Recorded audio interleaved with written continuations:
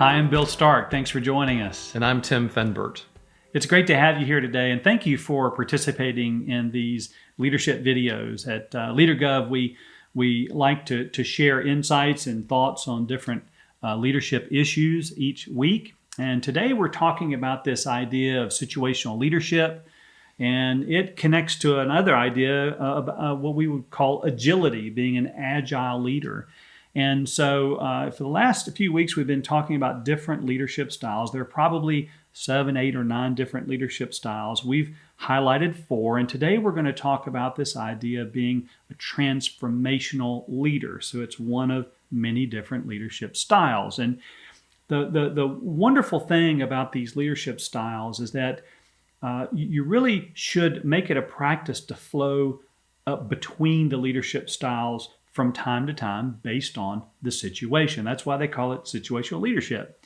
And also to that point, if you stay in one leadership style too long, it can have some negative ramifications that you just need to be sensitive to. You need to be aware of what some of these ramifications can be. So today we're talking about this transformational leader, and they're really all about initiating change and making taking the community, the local government from where they are to where they need to be. They're also all about productivity.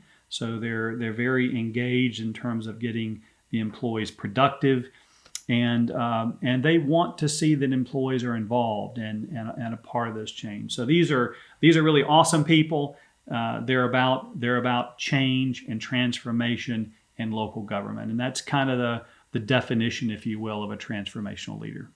So Bill, as we start to think about transformational leaders in local government, bringing this idea of change and really getting their energy from seeing change, we see lots of benefits, lots of good things that can happen as a result. Typically, their teams are brought up because their teams are executing this change. They're looking at taking a team from where they are today, and they're intricately involved in getting them to where they want them to get in the future.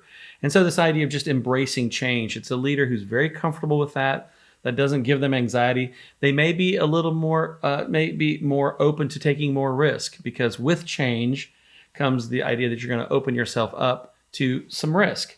And so transformational leaders are very comfortable in this idea of change. They really kind of relish in taking old procedures and saying, how can we do this a different way? Not just being stuck in the way maybe a city or county has done things for many, many years.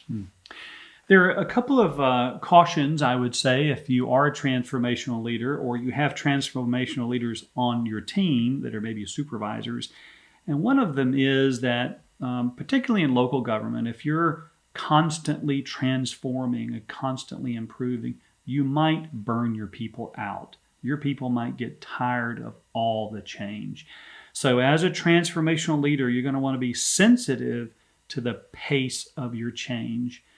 We know one local government leader who runs a pretty large organization, and it was sort of a sleepy community for many, many years, like a lot of local governments. And this person came in and began to initiate a lot of change in pretty much every major department.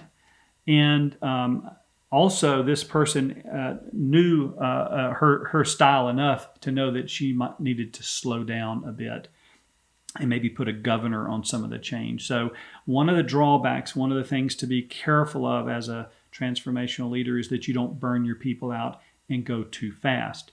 The other thought is to communicate really, really well, because if you're implementing and you're inspiring change, which is totally awesome, you've got to communicate a lot. And if you're not a good communicator, if you're out pushing for this change all the time and not communicating, you actually might cause the reverse effect. You might actually reduce morale because people feel like they don't have enough details or know where they stand or know what's going on with all this change. So, we would just say be sensitive to doing too much change too soon. And so that's either for you as the local government leader, or if you have supervisors or managers on your team that are transformational leaders, have a chat with them, talk to them about their style. What they do is awesome for local government, and we need change. We need risk out there in local government. But too much of it too soon, not communicated well, can have some really detrimental effects on what you're trying to do in the long term. Bill, we like to think about our DISC styles and which ones kind of line up with different leadership styles. And of course, in this case, a transformational leader is typically an I style, maybe even a D style. They're really comfortable in this change.